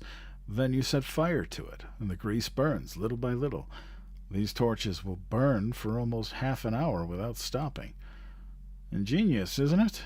It was developed by one of our own young men at Cerro University." After the momentary sensation, the dome had quieted. Latimer had carried his chair directly beneath a torch and continued reading, lips moving in the monotonous recital of invocations to the stars. Binet had drifted away to his cameras once more, and Theremin seized the opportunity to add to his notes on the article he was going to write for the Cerro City Chronicle the next day. A procedure he had been following for the last 2 hours in a perfectly methodical, perfectly conscientious, and, as he was well aware, perfectly meaningless fashion. But as the gleam of amusement in Sheeran's eyes indicated, careful note-taking occupied his mind with something other than the fact that the sky was gradually turning a horrible deep purple red, as if it were one gigantic, freshly peeled beet, and so it fulfilled its purpose. The air grew somehow denser. Dusk, like a palpable entity, entered the room, and the dancing circle of yellow light about the torches etched itself into ever sharper distinction against the gathering grayness beyond. There was the odor of smoke, and the presence of little chuckling sounds that the torches made as they burned. The soft pad of one of the men circling on the table at which he worked, on hesitant tiptoes, the occasional indrawn breath of someone trying to retain composure in a world that was retreating into shadow. It was Theremin who first heard the extraneous noise. It was a vague, unorganized impression of sound that would have gone unnoticed but for the dead silence that prevailed within the dome. The newsman sat upright and replaced his notebook. He held his breath and listened. Then, with considerable reluctance, threaded his way between the solar scope and one of Binet's cameras and stood before the window. The silence ripped to fragments at his startled shout. "Sheeran!" Work stopped. The psychologist was at his side in a moment. Eitan joined him. Even Yamat 70, high in his little lean-back seat at the eyepiece of the gigantic solar scope, paused and looked downward. Outside, Beta was a mere smoldering splinter, taking one last desperate look at Lagash. The eastern horizon in the direction of the city was lost in darkness, and the road from Cerro to the observatory was a dull red line bordered on both sides by wooded tracks, the trees of which had somehow lost individuality and merged into a continuous shadowy mass. But it was the highway itself that held attention. For long there surged another, and indefinitely menacing shadowy mass. Aton cried in a cracked voice, "The madmen! From the city, they've come!" "How long till totality?" demanded Sheeran. 15 minutes, but they'll be here in 5. Never mind, keep the men working. We'll hold them off. This place was built like a fortress. Aton, keep an eye on our young cultist, just for luck. Thurman, come with me. Sheeran was out the door, and Thurman was at his heels. The stairs stretched below them in tight circular sweeps about the central shaft, fading into a dank, dreary grayness. The first momentum of their rush had carried them 50 feet down, so that the dim, flickering yellow from the open door of the dome had disappeared, and both above and below the same dusky shadow crushed in upon them. Sheeran paused, and his pudgy hand clutched at his chest. His eyes bulged, and his voice was a dry cough. "I can't breathe. Go down yourself. Close all the doors." Thurman took a few downward steps, then turned. "Wait! Can you hold on a minute?" he was panting to himself. The air passed in and out of his lungs like so much molasses, and there was a little germ of screeching panic in his mind at the thought of making his way into the mysterious darkness below by himself. Thurman, after all, was afraid of the dark. "Stay here. I'll be back in a second." He dashed upward 2 steps at a time, heart pounding, not altogether from the exertion, tumbled into the dome and snatched a torch from its holder. It was foul-smelling, and the smoke smarted his eyes almost blind, but he clutched that torch as if he wanted to kiss it for joy, and its flame streamed backward as he hurtled down the stairs again. Sheeran opened his eyes and moaned as Thurman bent over him. Thurman shook him roughly. "All right, get a hold of yourself. We've got light."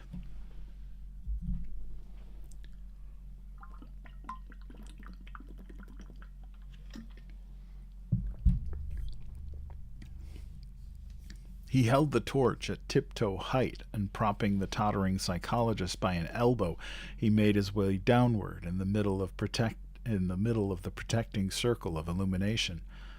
The offices on the ground floor still possessed what little light there was, and Thurman felt the horror about him relax.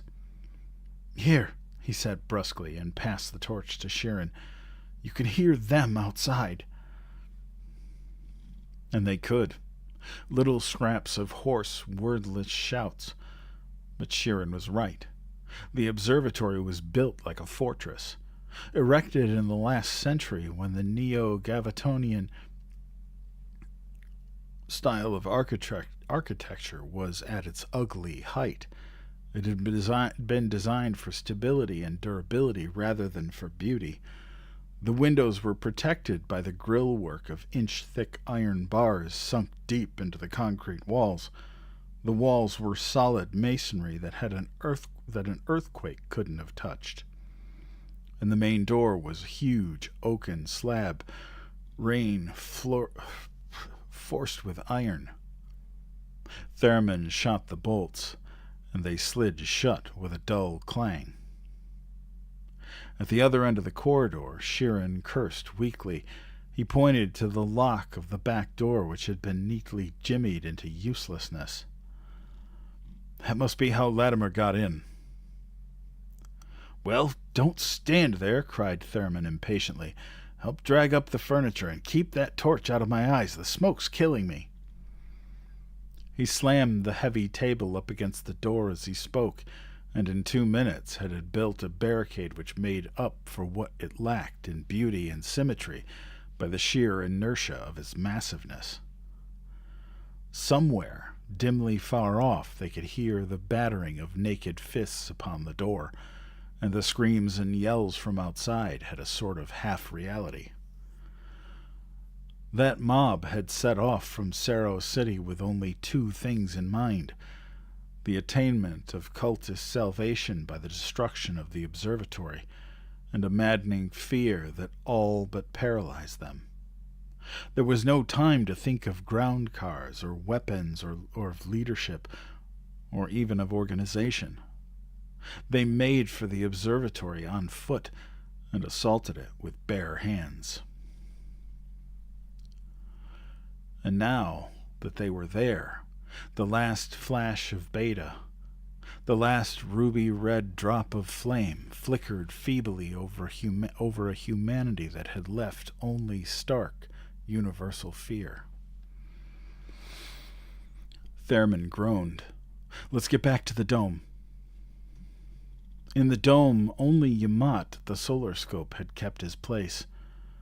The rest were clustered about the cameras, and Binet was giving his instructions in a hoarse, strained voice. "Get it straight, all of you. I'm snapping beta just before totality and changing the plate. That will leave one of you to each camera. You all know about times of exposure." There was a breathless murmur of agreement. Binet passed a hand over his eyes. "Are the torches still burning? Never mind, I see them." He was leaning hard against the back of a chair.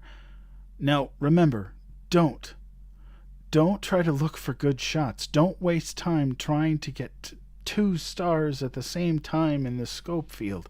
One is enough, and if you feel yourself going, get away from the camera." At the door, Sheeran whispered to Thurman, "Take me to Aton. I don't see him." The newsman did not answer immediately. The vague forms of astronomers wavered and blurred. The torches overhead had become only yellow splotches. "It's dark," he whispered. Sheeran held out his hand. "Aton," he stumbled forward. "Aton!" Thurman stepped after and seized his arms. "Wait, I'll take you." Somehow he made his way across the room. He closed his eyes against the darkness, and his mind against the chaos within it. No one heard them or paid attention to them. Sheeran tumbled against the wall. "Aton!" The psychologist felt shaking hands touching him, then withdrawing, a voice muttering, "Is that you, Sheeran?" "Aton!" He strove to breathe normally. "Don't worry about the mob. The place will hold them off." Latimer, the cultist, rose to his feet, and his face twisted in desperation. His word was pledged, and to break it would mean placing his soul in mortal peril, yet that word had been forced from him, and had not been given freely.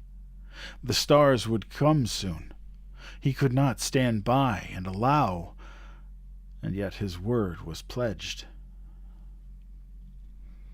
Binet's face was dimly flushed as it looked upward at Beta's last ray, and Latimer, seeing him bend over his camera, made his decision. His nails cut the flesh of his palms as he tensed himself. He staggered crazily as he started to rush. There was nothing before him but shadows. The very floor beneath his feet lacked substance, and then someone was upon him, and he went down with clutching fingers at his throat. He doubled his knee and drove it hard into the assailant. "Let me up, or I will kill you!" Thurman cried out sharply and muttered through a blinding haze of pain, "You double-crossing rat!" The newsman seemed conscious of everything at once. He heard Binet croak, "I've got it! At your cameras, men!" And then there was a strange awareness that the last thread of sunlight had thinned out and snapped. Simultaneously he heard one last choking gasp from Binet, and a queer little cry from Sheeran, a hysterical giggle that cut off in a rasp, and a sudden silence, a strange, deadly silence from outside. and Latimer had gone limp in his loosening grip. Theremin peered into the cultist's eyes and saw the blankness of them staring upward, mirroring the feeble yellow of the torches. He saw the bubble of froth upon Latimer's lips and heard the low animal whimper in Latimer's throat. With the slow fascination of fear, he lifted himself on one arm and turned his eyes toward the blood-curdling blackness of the window. Through it shone the stars. Not Earth's feeble 3,600 stars visible to the eye. Lagash was in the center of a giant cluster. 30,000 mighty suns shone down in a soul-searing splendor that was more frighteningly cold in its awful indifference than the bitter wind that shivered across the cold, horribly bleak world. Theremin staggered to his feet, his throat constricting him to breathlessness, all the muscles of his body writhing in an intensity of terror and sheer fear beyond bearing. He was going mad, and knew it. And somewhere deep inside, a bit of sanity was screaming, struggling to fight off the hopelessness, the flood of black terror. It was very horrible to go mad and know that you were going mad.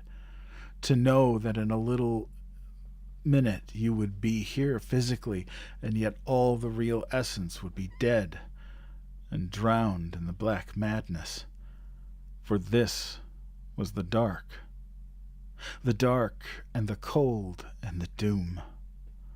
The bright walls of the universe were shattered, and their awful black fragments were falling down to crush and squeeze and obliterate him.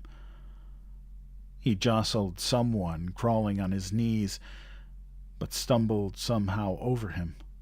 Hands groping at his tortured throat, he limped toward the flame of the torches that filled all his mad vision. "Light!" he screamed. Aton somewhere was crying, whimpering horribly like a terrible, frightened child. "Stars! All the stars! We didn't know it all. We didn't know anything. We thought 6 stars in a universe is something the stars didn't notice as darkness forever and ever and ever, and the walls are breaking in, and we didn't know, we couldn't know, and anything." Someone clawed at the torch. It fell and snuffed out. In the instant, the awful splendor of the indifferent stars leaped nearer to them. On the horizon, outside the window, in the direction of Saro City, a crimson glow began growing, strengthening in brightness that was not the glow of a sun. The long dark had come again.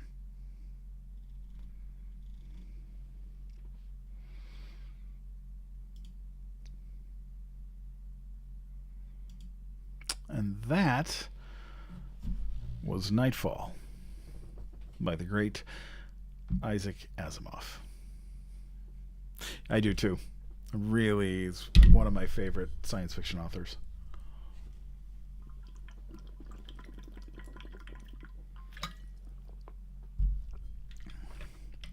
And we are right on time.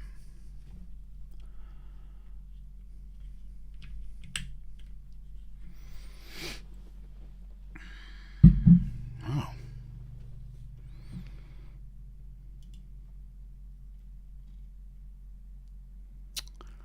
So that is where we will leave our stories for this evening. And sometimes it's not the darkness that we fear, but the moment we realize it's coming.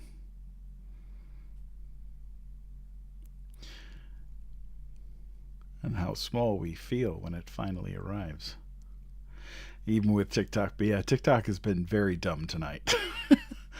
I'm not sure what the deal is, but, hey, it is what it is. I can't fix it. But we'll see. It's been dumb all day, so it's alright. Not a big deal. Not every night can be spectacular, but as long as we got a good story and I have my regulars, I'm good. It makes me happy. So do you, Crazy Mama 26. I really appreciate you. It didn't. It didn't bark at me and try to tell me that I'm a bot. So I guess I'm all right there. I'll have to try and see. They want to see my big face. I guess I'll do that. Hey, Overtinker 2, how are you? Well, thank you all for spending a little time with me this evening. I appreciate it. Queen of Denial, thank you for being here. I appreciate you. And I appreciate all of you. I don't say that enough. Or maybe I say it a lot, but I still feel like I don't say it enough. I'm so glad you guys are here.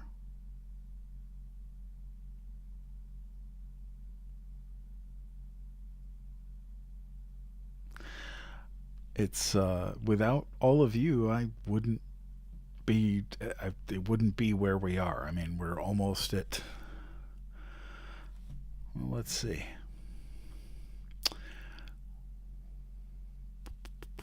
We are currently at 11,862 followers. Yes, it is like a book club.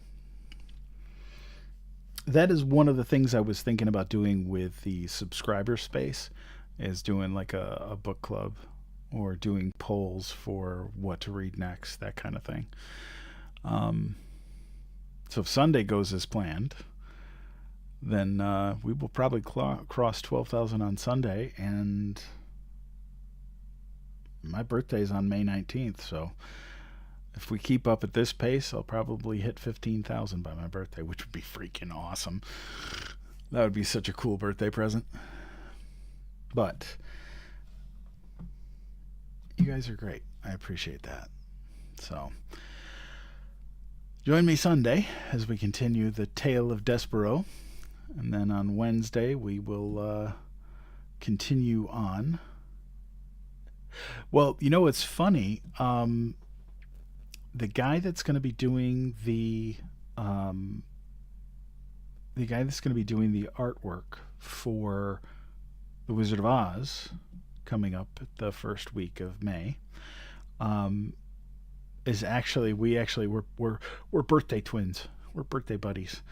So he was born on the 19th. I got a lot of May babies. One of my very first close friends on TikTok was born May 1st.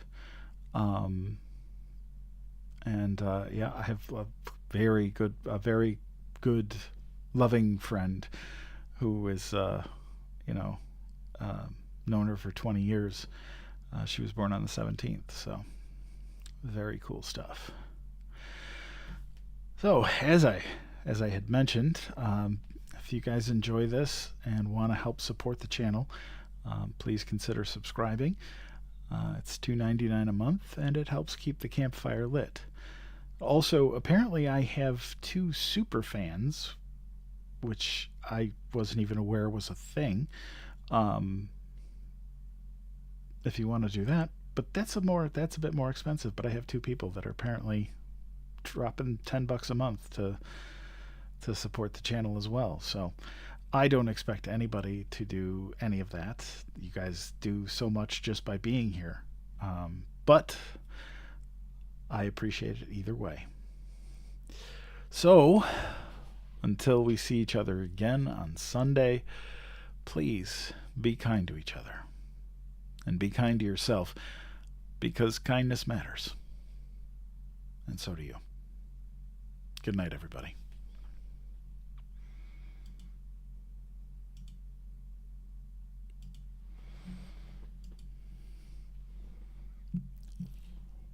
And good night over there on YouTube. I appreciate you guys hanging out. And have a good night.